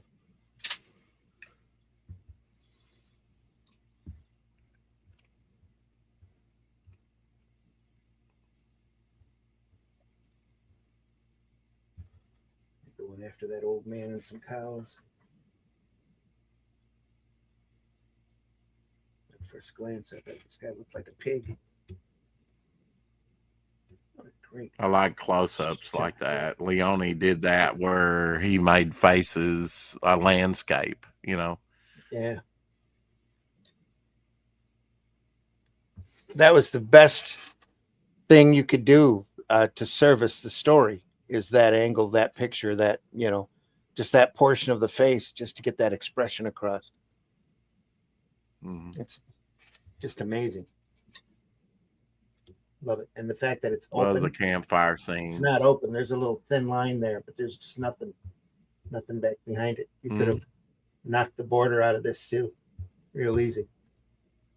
Just brought everybody's focus right Well, in. I mean, you need those beats to let it breathe. It's so busy, right? You could have what I would have done on that panel is lose the border and drop the balloon down to the empty space. Yep. Down here away from his hat. Yeah, so it didn't spoil the drawing. That might have been intentional too, just to leave that space open. Yeah. So, in fact, you could leave that balloon out. You don't really need to. He's just looking, isn't he? You know what I mean? But who are we to criticize this wonderful work? Look at that second panel on the first page. The way that the wind is blowing up his shirt when he's on the horse. In the center panel at the top tier. Here, there, very subtle. He's like he's just gone down into the saddle and the wind has blown his shirt up. Oh yeah. You know, when you're riding, you're going up and down. Yep. And look at the purple and red on the mountains over his head. Just little genius strokes like that.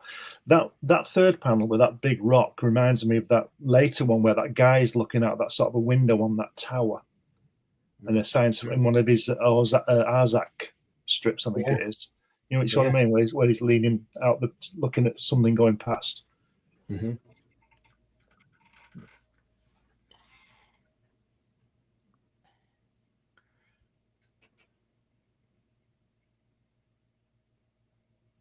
Further you get into it, the more I like it. You know, it's all brilliant stuff, except for the lettering.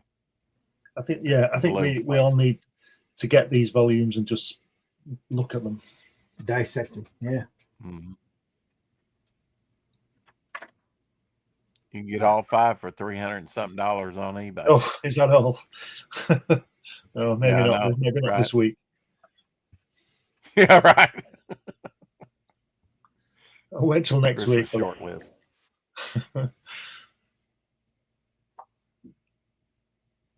Again, that second panel, second page, where they're looking at the bag or whatever it is, the money, the lighting on it is amazing, isn't it? He's a master of lighting. Here too, choice of color to bring that out. Well, I mean, the French are cinephiles, aren't they? They love their cinema, so I'm sure it was an influence on him. No, that's like saying Nah, black men can dance. You know, it's no myth. really? Okay. Yeah. Well, all right. Yeah. Horrible stereotype. Yes. Well, I would 100% say that I've been influenced by cinema. Well, yeah. Oh, yeah. You said French. You generalized. You spoke about 50 million people. There's some people Yeah. in France who don't even know what a film is. I'm sure. I suppose that's true. Sarah says I work in a movie theater. There you go. Ooh, She knows all got about that lighting. popcorn smell. There's never a French person in there.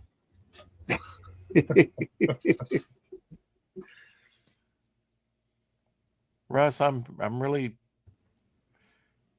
beginning to appreciate you. That's good. Everyone comes around eventually. It's silhouette here and here.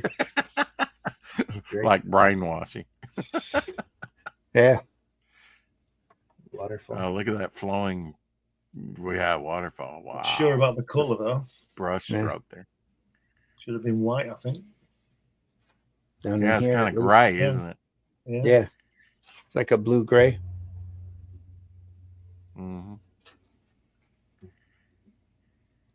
Where did that dog suddenly come from? Look at the gnarly trees, man. Right. I Not a love that people cactus in the foreground. as a whole ruffle. Sorry, Rex, didn't mean to step on you there. You were saying? I was saying, you know, all its trees are very distinctive. Have in this anyway, where you know, gnarly trees, you would say, but I that first panel on the second page, wonderful cactus in the foreground there. Love it.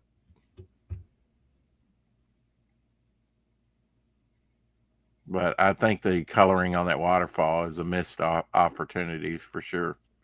Yeah. Hey Rex, Maybe even that dust. Do what? Say again.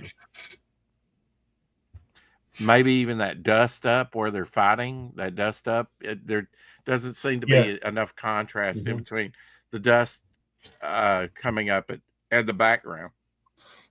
Yeah.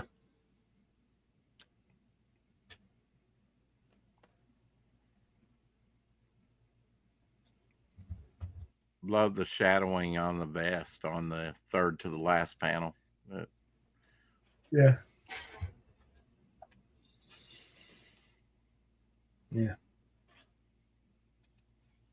And that lighting when they're in the shadow peeking out, the dog and him, just brilliant, you know. Yeah, it is. Highlights. Just enough detail. Just enough. That's exactly what I was thinking. Just enough. Campfire. Look at that second panel where he's lying down and he's blended into the soil, isn't he? Yeah. It's fantastic. Look at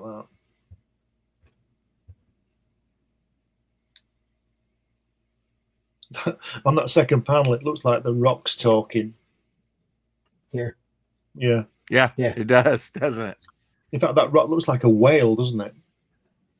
It's got an eye and a mouth. Yeah. It's suddenly breaching the water. That'd be great. If rocks could speak. Yeah. As well.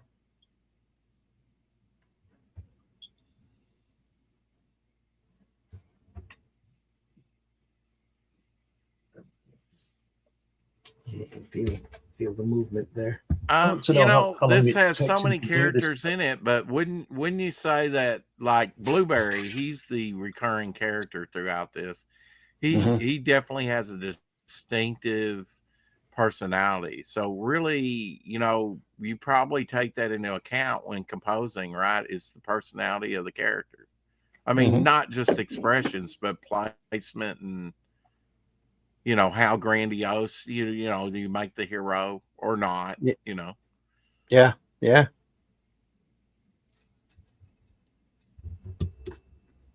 And then you just kind of have the extras that are in the background, you know, for scenery. The talking rock is saying knob. You knob. Good one, Sarah. Ding. Oh dear. Yeah, look at that hat on that last panel there, that silhouette. Yeah. What do they call it? Sombrero. Mm-hmm. Yeah, it's almost like Eli Wallach crossing the desert yeah, with Clint yeah. Eastwood in Fistful and Good, Yeah. Bad, and Ugly. I can still hear him in my head. Blondie!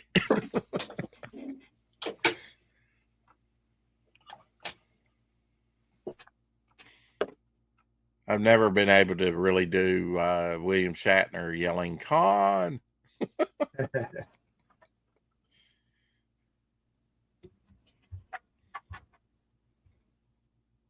we go. Night into day. Tilting up the train. So to get these, you know more about inking, as far as with color, Glenn. Does he do it like a wash to get these diffused and muted scenes? Yeah, he just uses. That we've seen previously. I don't know what he's using, whether he's using ink or gouache or something or watercolor, but he would just water it down. Yeah. Even nature is following Pee Wee. So yeah, this is what I was saying to you earlier about doing the same bit over the panels. I would think that those purples on the first page there, he would do all of that. He wouldn't just do one, like the second panel. He wouldn't do the blue sky and then the purple and then go down and do that horse. He'd do all those same colors. I would have thought that's the way I would do it. Mm-hmm. And then the yellows and oranges and all that kind of thing. That's what I'd do, but I'm not him. Probably lightest to dark. Yeah. But I think there's a lot of wisdom in that, on working all over the page, like you're saying, and the page sort of comes together all at once. Yeah, it's like if you look at the second tier on the left-hand page where they're lying down, the third panel. Look at the sand. Let's call it the sand, and then look directly underneath. It's the same color, and then to the left, it's the same color. So you wouldn't want to be mixing that 4 different times. You would do that. He would get the color he wanted. He'd probably have a piece of board or paper to the side to see it, to make sure it was what he wanted, and then he would go in there and do it all so that it would be consistent. Because if you look at this work, and if you look at all the great work, a big element of it is consistency. And that sounds obvious, but that's difficult to do. And that's why these people are so good. They're consistent, and they nail it. And it's not easy. Have you, and I know this is a foolish question, but have you ever not mixed up enough paint? Oh, yeah. Yeah. Yeah. That's when you run into a problem. You think, oh, shucks, Back here. It's graduated. Love the train on the bottom panel, of the first page. Oh, here. Yeah. Wonderful. Yeah. And the one to the right of blue, which that fire engine, black, blue, nailed it, and it just pops. The highlights are a cool highlight.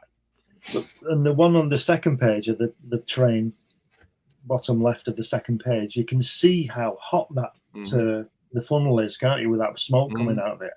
Yeah. Yeah.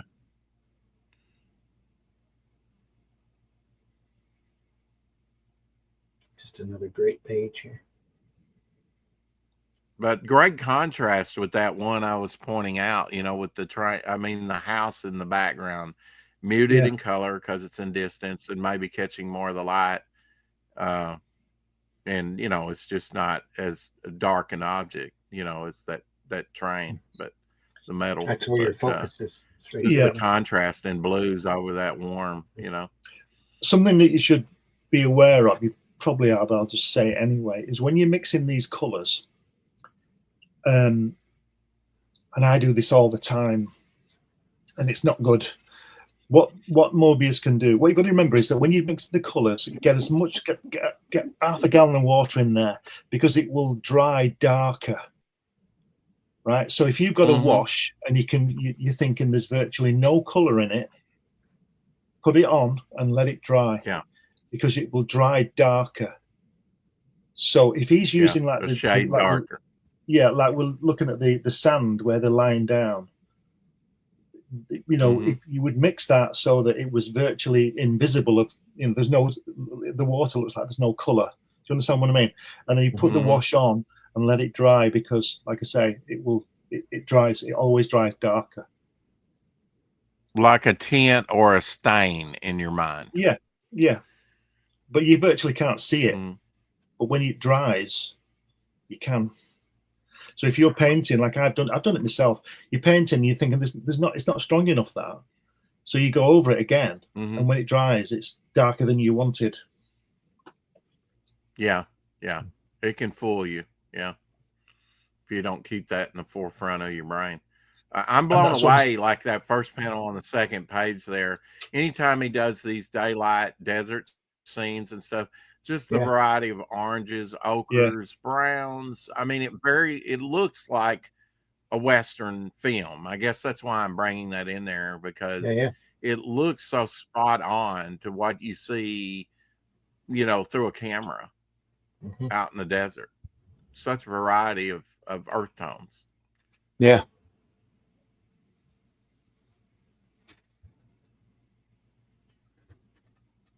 Not easy to do, I wouldn't think, and marry it to look that, precise.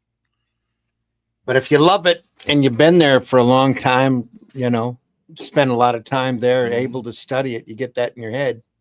Look at that. Yeah, but he was only there, 8 months? Enough for it to Mexico? Really have a hardcore influence on him, yeah. Look at that right-hand page, the second panel, that blue, the sand, the blue sand that they're lying on. Yeah. Look at that.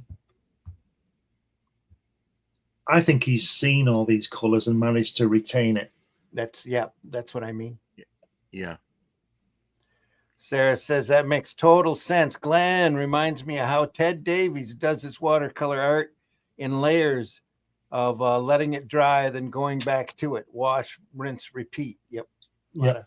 Like an it's onion. Like mixing your. Yeah.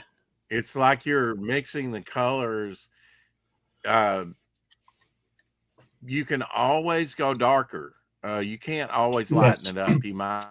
You can never lighten it out and start over. Yeah, I think you see what we're talking about here, what we're showing or trying to show, is that comics have such a bad reputation that they're just for kids, in inverted commas, when they're clearly not. And the amount of work and expertise and raw talent that goes into pages like this, because not everybody could do this, because if they could, we'd all do this, right?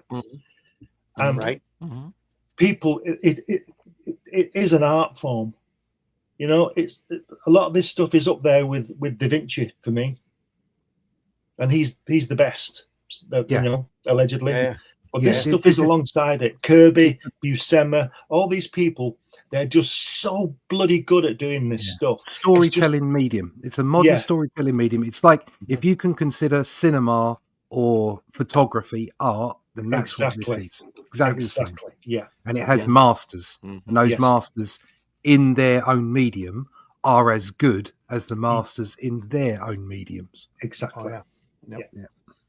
And if you're in doubt, look at that bottom panel, that purple. Yeah. Look at that colour. Look at that. Yeah. Beautiful.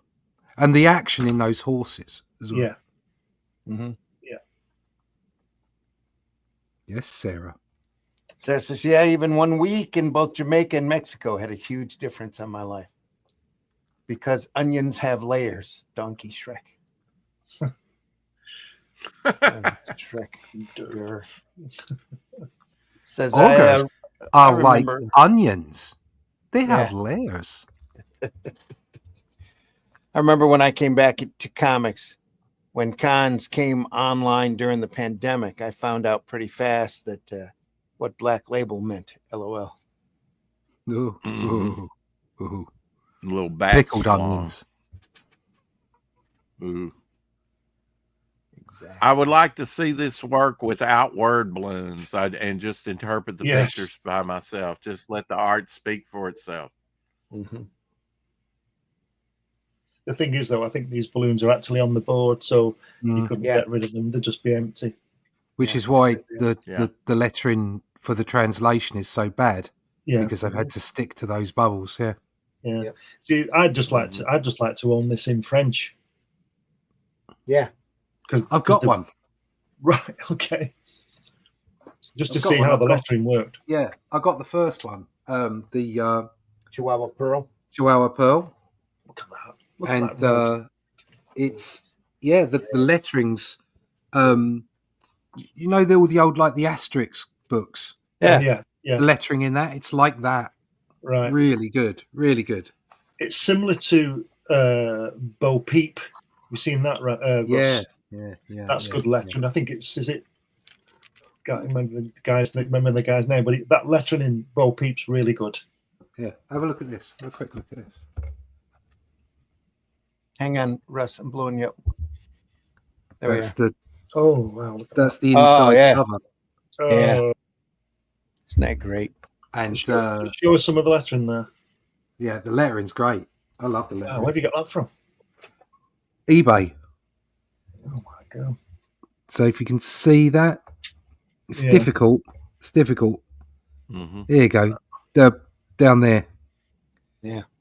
It's Wow. it's tight lettering. It's really nice, but it's a slightly different to American lettering. Mm-hmm. It's Yeah. got dude. you know what I mean about the Asterix lettering. It's got sort of a light touch to it, very Yeah. fine pen, and it just and the lettering works. It just looks really nice. It flows, works. It's a lot looser and more stylized than sort of Yeah, John Constanza. John Yeah. Constanza, to me, I think he's the best what let's call mainstream American comic letterer, but it's a very sort of advertising style. yeah. But the French stuff is What very are loose. some of the things that Yeah, it's not an he's, advertising lettered, style Glenn? at all. No. No. What you're saying, Rex? I was saying, can you give us some examples of things that he's lettered? Who? John Constanza. Silver Surfer graphic novel, Kirby Lee. He lettered. I think he lettered most of Crisis. Crisis? What's it called? Crisis on Infinite Earth. Infinite Earth. Yeah. Mm-hmm. And lots of stuff. I can't think of any other examples, but he's done lots of stuff. John Constanza. Crisis on Infinite Onions. Yes. Crisis Very on nice, Infinite very nice Knobs. lettering. Very neat. You see, just before you continue there, to do with the lettering, when you look at the European books, the lettering is more in tune with the actual artwork than having Sam Rosen do every book. Yeah. I think Mike Roy is a good letterer, and it's very consistent, but it doesn't, and it does fit the artwork. But it would be the same if he was lettering Gene Colan or John Buscema instead of Kirby. Do you understand what I mean? But these guys the lettering fits the artwork more, but not this lettering that we're looking at here. A little bit of war going on, folks. Oh, look at that fauna there. Wow.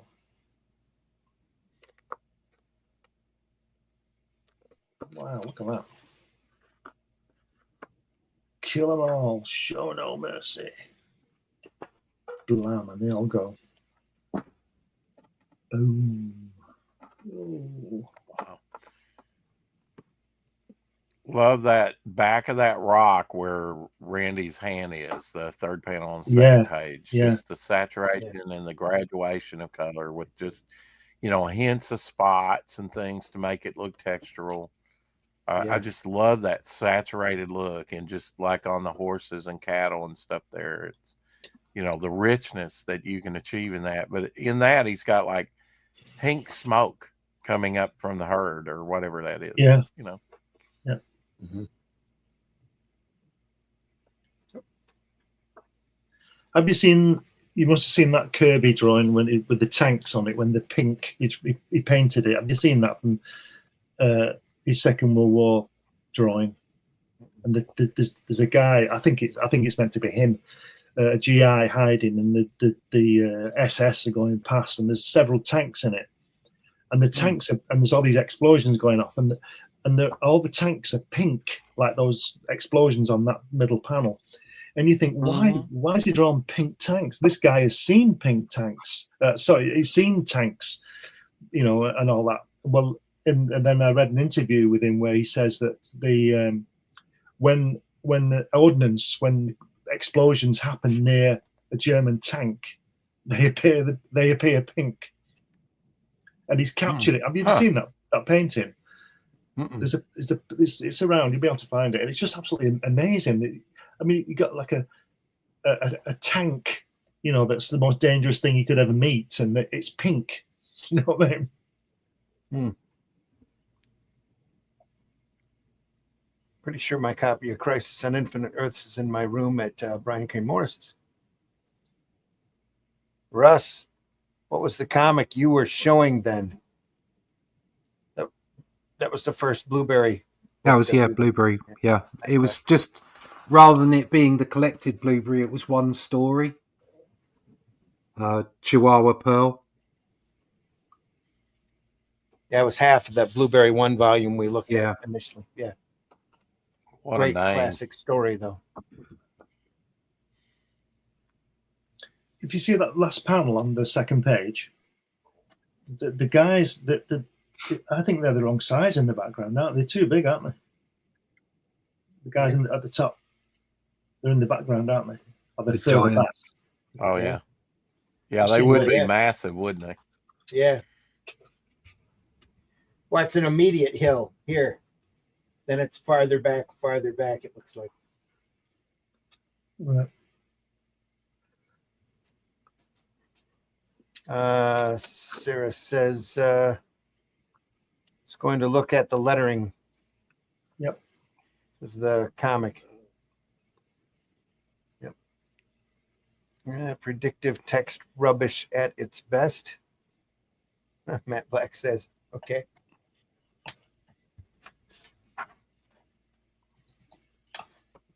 Running up on the last page here. What a waste. They didn't put anything on the inside back covers of these things. What a waste of space. And the back cover as well. You could have put a little bio on the writer and the artist, at least, or something. I think that's to do with what we said last week about the addition of the page fall. Could be that. Yeah. So if you'd have put something there, there'd have still been a blank page after it. Hard to say. And then we end with the little material pattern here. I'm not quite sure what that's supposed to be. Show us the spine on there, Randy. So you can't read it, can you? That's weird, isn't it? No. It continues the pattern from the back. Yeah, I just don't understand what it's supposed to be. The pattern. I don't know. I'd have put another drawing on the back of that. I think. It's a wicker box. Yeah, Western burlap. Look to it. Lazy. Look at that. A pink burlap. Pink burlap. Yeah. Moebius 4, folks. That was You Moebius must 4. have seen Kirby and his tank. Next Friday, we will go into the last of the main Blueberry volumes that I have, Blueberry 5 here. Wow. That looks totally different. That doesn't look finished, does it? No. Mm-hmm. Look at the horse, the curve on the horse's backside. It's look at that. It's not good, is it? Yeah. It's a little funny. But Well, then we're I back thought to, that front look at back That's bright. You want some saturated color? we're back to colorful Blueberry again next week. Wonky too. Okay. Yeah. All right, folks. Really Blueberry. glad you stopped by. That's Blueberry 4. Hope you enjoyed looking through it as much as we enjoyed showing it to you. Come back for another slice of blueberry next week. Yeah. Yep. Immediately following Christmas. Sarah says, looking at the old first printing comic I got from 67, Cool Stories, was 12 cents. Boris Karloff's Tales of Mystery, an old gold key comic. Yep. Hessian. Hessian. Maybe. Hessian, maybe. Yeah. Yeah. Okay, Rex, tell folks how they can find you. You can find me on YouTube every day, 4:00 Shadow at 4 Central. You can find my projects over on Indiegogo and mainly right now the main campaign over there on Fund My Comic. Here's that Gil Kane cover I was talking about, and it's KS here signed, so it's Senate inking. Unfortunate choice there under for the next shadow. It looks like a goatee. It's in the nape. It's underneath his Adam's apple. His Adam's apple, two muscles come down, but he's shaded it in, and then he's also got a few strike lines on the bottom of his chin. Made it such a solid black. Yeah. It would have been. Well, even then, it's the he's got some brush lines right across the base of his chin, and it makes it look even more like it's a beard. Yeah. Yeah. The entire interior on that book. And you can find me on X and on Facebook under Rex Christian. Absolutely. I don't. I was going to say the interior on that book, I believe, was done by Kane and inked by Klaus Janson. It's one of the best what if stories of all time. I think I can't remember, but yeah. I seem to remember that picks up where Avengers 3. Yeah. I still remember the ending. Spoilers, where they kind of become an Iron Man team, the Avengers do, and the Iron Avengers, to avenge Iron Man who's been killed by the Hulk and Submariner. Great story. Didn't pick it up back in the day, but I got it now. I love those what ifs when that first run of what ifs are really good. Just so much fun. Ross, tell folks how they can find you. You can find me in bed sniffing and feeling sorry for myself. Such a knob. That's what she said. Yeah. So I think I'll be drinking some more whiskey tonight. What you can do is you can find The Atlantean soon online in retail. Just sign up for the email list over at russleach.com and we'll tell you all about it. Like I say, we're really proud of it. It's looking great. People are starting to get it now. Ooh, quick show. People are starting to get it now in their inboxes at home, in real life. And getting a few responses. People are liking it. So sign up to russleach.com to the email list at russleach.com, and we'll keep making the Atlantean and sending it out to people. There you go. The cops are doing their job as long as they don't be mean to people who are actually being innocent. Then I'm all gravy, baby. She said, Glenn, tell folks how they can find you. You can find me over at Russ's house while he's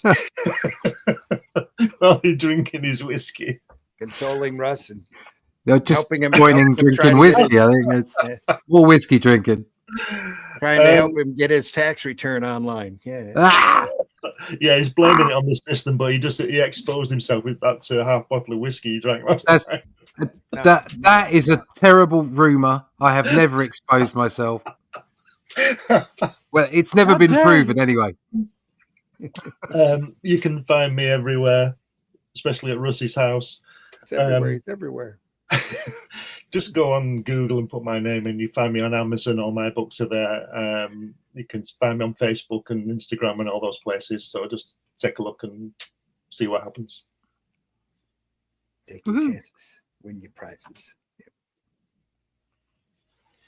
Folks, I've been your host, Randy Zimmerman. You can look me up over on Amazon too. I don't know what you'd find, but Most of that stuff might be there. Look for War of the Worlds Infestation and Shadow Kingdoms over there as well, available and Atlantean 1 will be available. A version of Atlantean 1 will be available for retail here shortly. So keep your eyes open for that.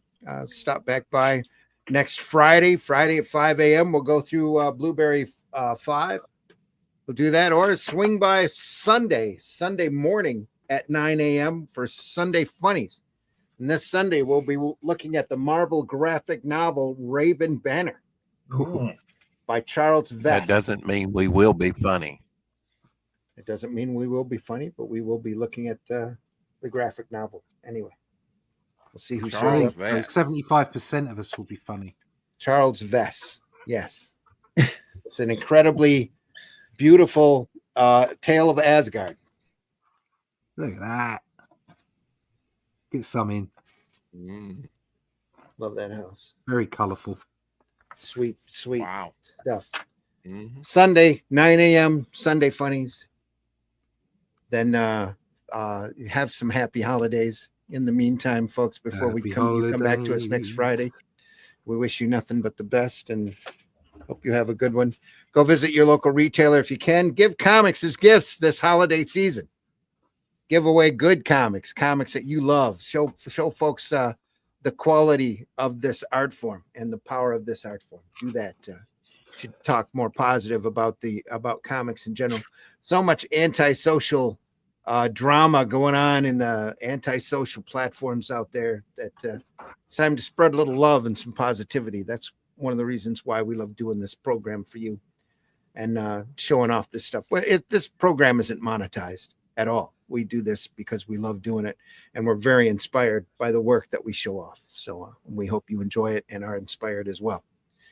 Folks, make sure you hit that like button, hit that love button. Any kind of interaction that you have with this program on whatever platform you catch us on, whenever you catch us, and we know the majority of you are after the fact, and we deeply appreciate you as well very much. Any interaction helps our algorithms and helps us getting shown around the recommendation boards and all that in order to grow our audience. So please let us know what you think of the program. And if you have any suggestions for work to look at, like the Western works that were mentioned earlier, we'll definitely take that into consideration. So deeply appreciate it and appreciate you all being here. Anything else? Buy alternative and independent comics, especially ours. And we'll see you soon. We'll see you on the next one. See ya. Make sure you stop back by Sunday morning. We will be live next week. We're not afraid of the holidays. Whoever shows up, and we'll go through that Blueberry book. And we'll see you then. He said, scrolling. We are. If you look at something and there's nothing there, what's the difference of figuring out what it was in the first place?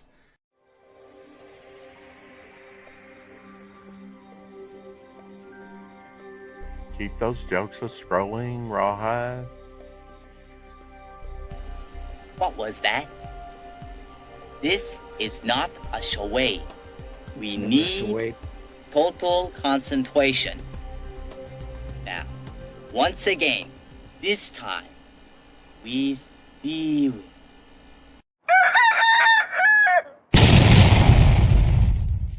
I love that part.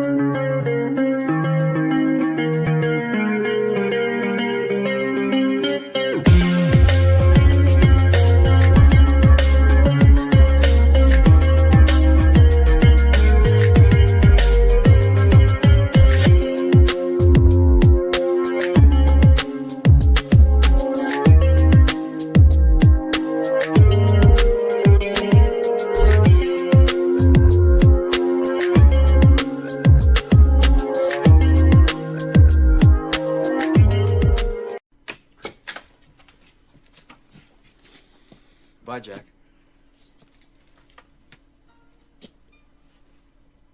We really shook the pillars of heaven, didn't we, Wayne?